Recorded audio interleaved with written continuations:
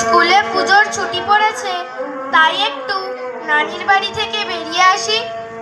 মক্তবে যাবে না? না, এখন 5 দিন কামাই হবে। এটা তো ঠিক হচ্ছে না। স্কুল ছুটি বলে মক্তব কামাই করে নানির বাড়ি বেড়াতে যাচ্ছ, তাছাড়া 5 দিন, তাছাড়া এ কেমন বেপর্দা হয়ে যাচ্ছ। ইমাম সাহেব কতটা বলে পর্দার জন্য। ছাড়ো তো সব কথা, আমাদের এখন সেই সব বয়স হয়নি। ওসব পর্দা বিয়ের পরে। আচ্ছা যাও। ওকে, বাই।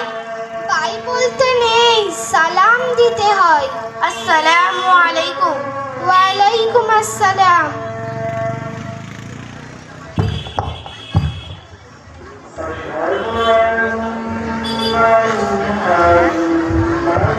Light off.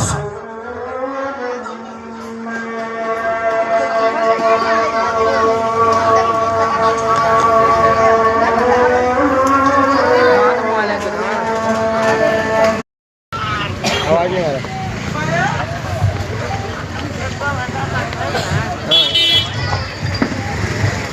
5 দিন পর স্কুলে পুজোর ছুটি ছিল, তাই।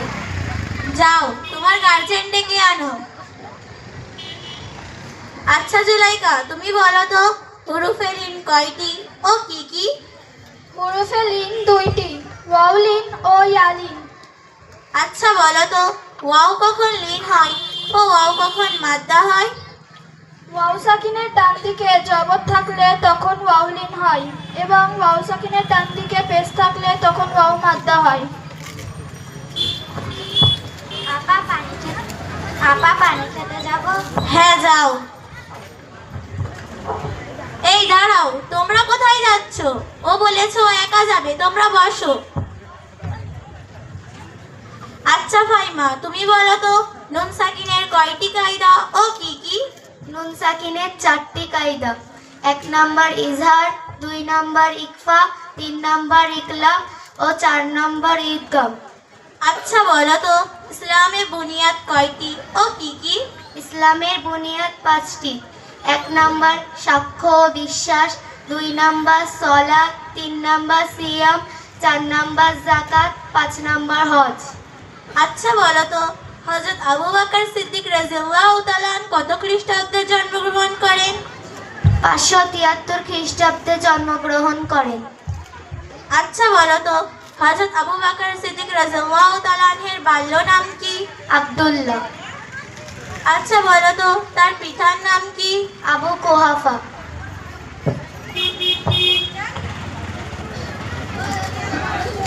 দাঁড়াও, তুমি যে পানি খেয়ে এলে, পানি খাওয়ার পদ্ধতিকে একটু শোনাও তো দেখি।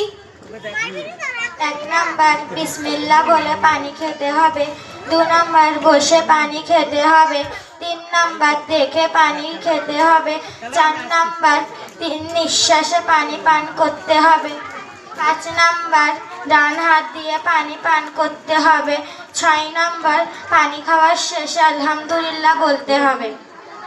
বসো।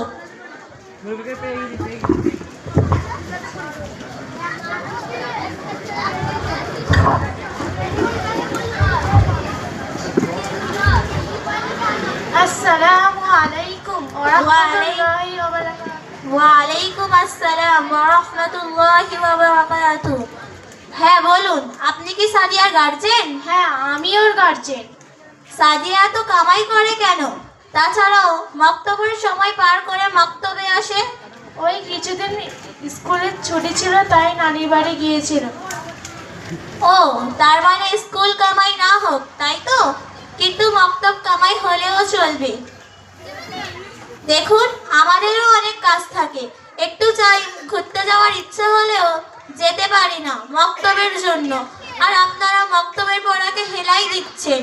হ্যাঁ, ঠিক বলেছেন, এই ভুল আর হবে না। আচ্ছা সাদিয়া, তুমি বসো।